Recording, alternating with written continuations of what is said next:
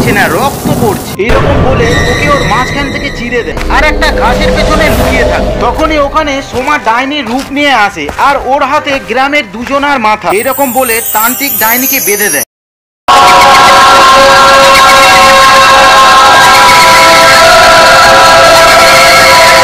একটা গ্রামে রাজু আর সোমা একটা ছেলে আর একটা মেয়ে ছিল। ওরা দুজনাকে খুব ভালোবাসতো। সোমার বাবা গ্রামের জমিদার ছিল, অনেক বড় লোক। একদিন সোমা আর রাজু গ্রামের পাশে বসে গল্প করছিল। তখনই ওখানে সীমার বাবা ভরত ওখানে চলে আসে। ওর সঙ্গে গ্রামের আরো লোক ছিল। সোমার বাবা ভরত আর গ্রামের কিছু লোক তখন রাজুকে খুব মারতে থাকে।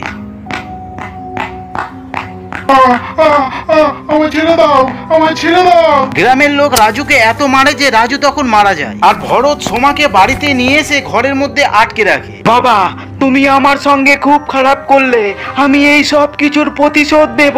আমি কাউকে ছাড়বো না, এখন থেকে এই গ্রামে শান্তি থাকবে না।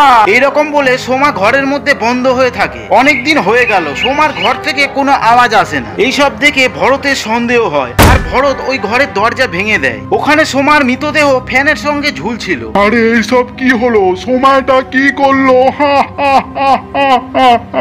তখন ভরত ওর মান সম্মান রক্ষার জন্য ওর বাড়ির পেছনে একটা গাছের তলায় সোমাকে পুঁতে দেয়। কিছুদিন পরে একদিন গ্রামের লোক আর গোপাল ভরতের কাছে আসে। আরে জমিদার বাবু, আপনি কিছু একটা করেন। এতদিন হয়ে গেল এখনো বৃষ্টি হলো না। এইরকম হলে তো গ্রামে সবাই মরে যাবে। গ্রামে কারোর বাড়িতে খাবার জল পর্যন্ত নেই। তোমরা কিছু চিন্তা করো না, আমি কিছু ব্যবস্থা করছি। তখনই খুব জোরে বৃষ্টি চলে আসে। বাবা কি মজা, আজকে খুব বৃষ্টি হবে, চলো বৃষ্টিতে ভেজা যাক। কিন্তু তখনই ওদের আনন্দ দুঃখে পরিণত হয়। আকাশ থেকে জল পড়ছে না, রক্ত পড়ছে। আরে সোমবাবু, বেশি খুশি হয় না, আকাশ থেকে রক্তের বৃষ্টি পড়ছে। সবাই নিজের বাড়ি পালাও। তখন গ্রামের লোক নিজের বাড়িতে এসে লুকিয়ে পড়ে। সারা রাত রক্তের বৃষ্টি হয়। পরের দিন সকালে গ্রামের লোকেরা যখন ঘর থেকে বাইরে বেরিয়ে আসে তখন দেখে গ্রামের সব দিকে রক্ত আর রক্ত পড়ে আছে। পুরো গ্রাম লাল হয়েছিল। এই সব কিছু দেখে গ্রামের সবাই একসঙ্গে হয়। তখনই গোপাল বলে, আরে সোম, এইসব কি হচ্ছে? রক্তের বৃষ্টি কোথা থেকে হচ্ছে? এইরকম হলে আমাদের সব ফসল খারাপ হয়ে যাবে আর আমরা কি খাবো? রক্ত?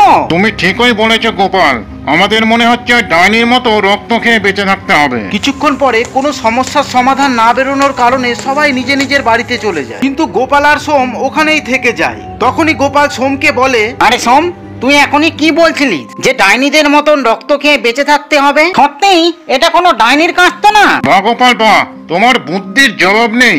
তুমি একদম ঠিক ধরেছো। আমি তো অনেকক্ষণ ধরে এটাই ভাবছিলাম, কিন্তু বলার সাহস পাচ্ছিলাম না। এখন আমার প্রশংসা করা ছাড়ো, আর কোনো ভালো তান্ত্রিক দেখো যেন এই সমস্যার সমাধান হয়। তখন গোপাল আর সোম একটা তান্ত্রিকের কাছে যায় আর তান্ত্রিক ওদের কথা শুনে বসে পড়ে আর ধ্যান করে। আরে কি আশ্চর্য তান্ত্রিক তো এটা! সমস্যা শুনে ঘুমিয়ে পড়লো। মনে হয় এটা কোনো তান্ত্রিক বাবা না। চলো এখান থেকে যাই গোপাল, মনে হয় ঘুম পেয়েছে না। তখনই তান্ত্রিক ওর চোখ খোলে আর বলে, এটা তো হওয়ারই ছিল। এটা প্রাকৃতিক আইন যেটা তোমাদের উপরে পড়ছে। কি প্রাকৃতিক আইন? কিছু বুঝতে পারলাম না বাবা, আমরা এমন কি করেছি? তোমরা না, তোমাদের ওই শয়তান জমিদার। তখন ওই তান্ত্রিক ওই রাতের সোমা আর রাজুর সঙ্গে ঘটে যাওয়া সব ঘটনা ওদের বলে। আরে এইসব কবে হলো? আমরা তো এইসব কিছুই জানি না তান্ত্রিক বাবা। কিন্তু ওই রাজু রাতনা এমন কেন করবে? আমি কখন বললাম যে রাজু করছে? এটা তো সোমা করছে। ও ওদের মৃত্যুর প্রতিশোধ নিচ্ছে। আর আজকে রাতে তোমাদের গ্রামের দুজনা মরবে যারা রাজুকে পিটিয়ে মেরে ফেলেছিল। বাঁচাতে পারো যদি বাঁচিয়ে নাও। তান্ত্রিক বাবার এই কথা শুনে গোপাল আর সোম দৌড়াতে ওদের বাড়ি যায় আর ওদেরকে ওদের জীবনের বিপদ আছে বলে। এই কথা শুনে ওরা বলে, কি আমার জীবনের বিপদ? আরে তোমরা দুজনা গাধা, যাও এখান থেকে, আমি আমার জীবন বাঁচাতে পারি। এখানে এসেছে তান্ত্রিক বাবার কথা শুনে আমাকে ভয় দেখাতে।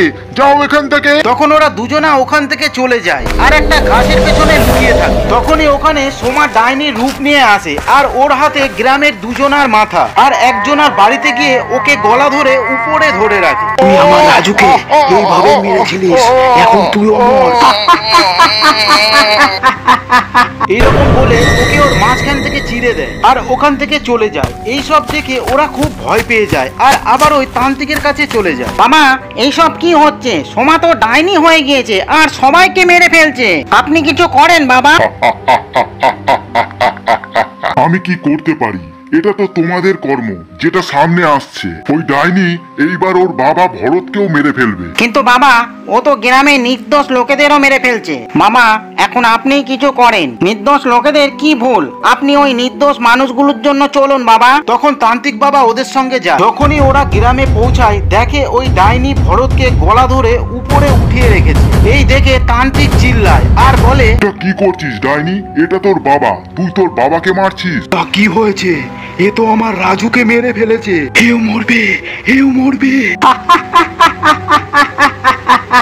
কেউ যদি ভুল করে ওদের শাস্তি দেওয়ার জন্য আইন আর ভগবান আছে। আমি তোকে এইরকম করতে দেব না। এইরকম বলে তান্ত্রিক ডাইনিকে বেঁধে দেয়। আর তখন ডাইনি ভুল বুঝতে পেরে বলে, আমি যাচ্ছি তান্ত্রিক আমার রাজুর কাছে, কিন্তু তোমাদের গ্রামের লোকেদের ভুল করার জন্য প্রতি বছর বৃষ্টির রূপে আমার চোখের জল রক্ত হয়ে পড়বে। তখন থেকে প্রতি বছর রক্তের চোখের জলের বৃষ্টি হয়।